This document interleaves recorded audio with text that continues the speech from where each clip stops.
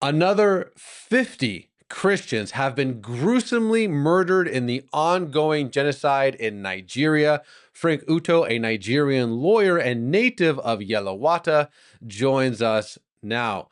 Frank, these 50 that have been killed recently, you were talking with me before we got started about the manner in which they were killed. It wasn't, a bomb or something. This was a gruesome event. Can you tell me how these 50 people died?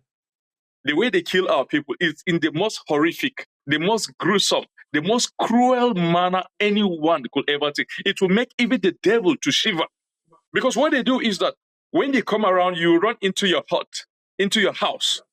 And then what they do is that they will now, cycle the house with fear. They will lit fire on the house. And then when you are coming out, they will now hack you down with machete. So they're cutting you as if they are cutting a piece of wood, not as even they are killing a wild animal. You don't even kill a wild animal that way. So they'll bust your brains with machete and you see spillage of brains. I believe you've seen some of these very horrific pictures. They are so graphic. I have hundreds of them in my phone right now. These are my siblings. These are my cousins. These are people I know so well. I know almost 80% of these people. As a matter of fact, some of them, I spoke to some of them a week before that thing happened. And anytime we speak, we talk with dread. We know that we are living on time bomb. We know that these things will come again. So every time I try to give them an advice, to keep their eyes open.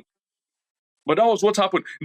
Look, there are two of my aunties who were pregnant. One was pregnant with a twin, with twins. They split open the stomach, they removed the twins, and then slaughter the twin.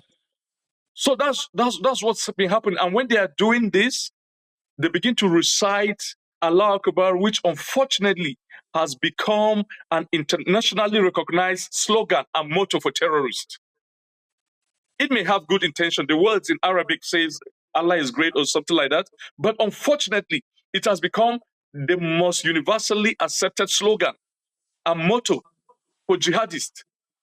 So they'll be slaughtering these people and be chanting Allah Akbar. That's what we've been facing. And unfortunately, the government of our country, the government of our state is doing extremely nothing about this because they would just want to be politically correct.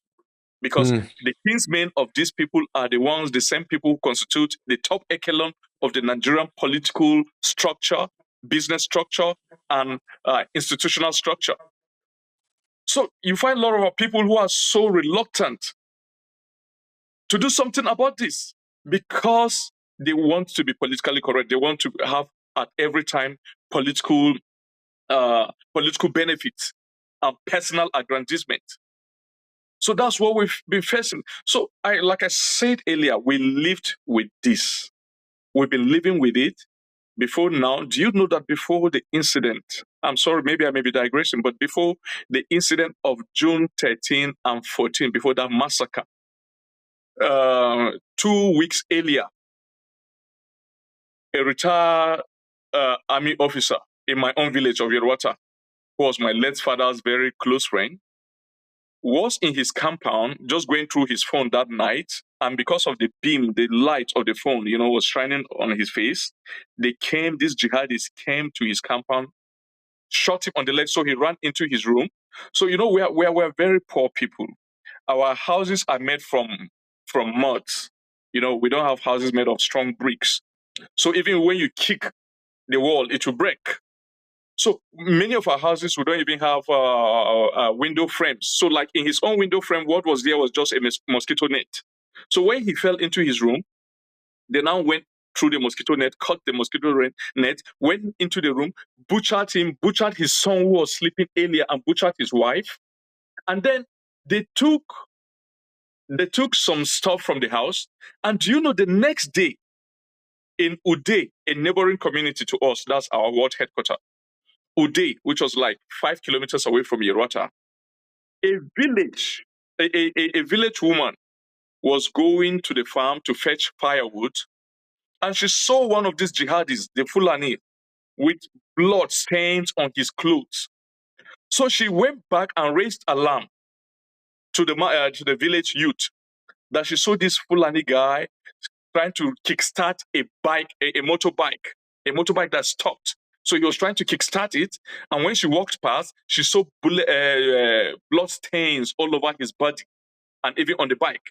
So that is a ground for suspicion, of course. So immediately our youth ran to the place, met this guy, give him some little beatings, and they were able to extract confession from him. He confessed that they carried out an attack in Yerwata, that's my own village, which was like 4 kilometers away from the village he was caught. They carried out an attack on Yerwata the previous night. They killed that retired army officer, and this bike was given to him by one of the military guys Hmm. in Uday. Yeah, a detachment of military. So one of them is his kinsman, is a fellow Fulani, is a Muslim officer. So the youth took the bike with him and went to where the military guys are stationed and accosted that particular military officer. His name is Suleiman, and said, "Look, this is what you've been accused of." So the Suleiman gave a very preposterous kind of excuse by saying he gave out the bike to this guy yesterday because the guy came here and said one of his brothers was bitten by a snake. And so he gave him the bike to take the brother to the hospital. Now you don't know that guy, but you've released your bike to him. Who is that his brother who was bitten by the snake? No one could see that person. Which hospital did he take him to? None. So we reported this to the military top echelon in my state capital in Mokodi, which was also headed by another Fulani. That's how these guys are strategic. By another Fulani officer. And that was how the story died a natural death. So far, nothing has been done about it. And so far, we've even forgotten about it. Wow. Well, Frank, unfortunately, we're going to have you back on because these stories just keep happening. I'm getting really frustrated. I can't imagine how your frustration just that this happens day after day, week after week, month after month. We just did a story about this a few days ago with Masara about a different incident. This just keeps happening.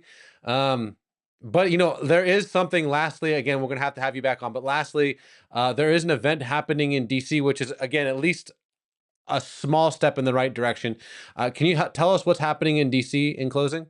Okay, so the groups are the truthnigeria.org and Equipping the Persecuted, organizing a seminar, a meeting on exactly what is happening in Nigeria, with emphasis on what is happening in my place, because this is the place that is trending in the last 1 month. My own village of Yerota.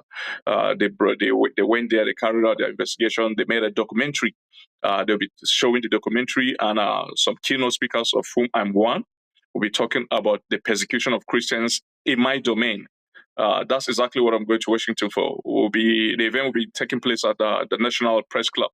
And is there a website or someplace people can look to find out more information about it? I think it's their website, truthnigeria.org, and equippingthepersecuted.org too, I think, yeah. Well, Frank, again, I thank you so much for your time. Everyone on this watching this video, I know I speak for my friend here. We're heartbroken, we're devastated, we're frustrated. But telling the story is the first step. So for now, my friend, God bless you. Thank you very And much. God bless Bless you. your friends and family in Nigeria, my friend. Amen. Amen. Thank you very much, Raj. God bless you.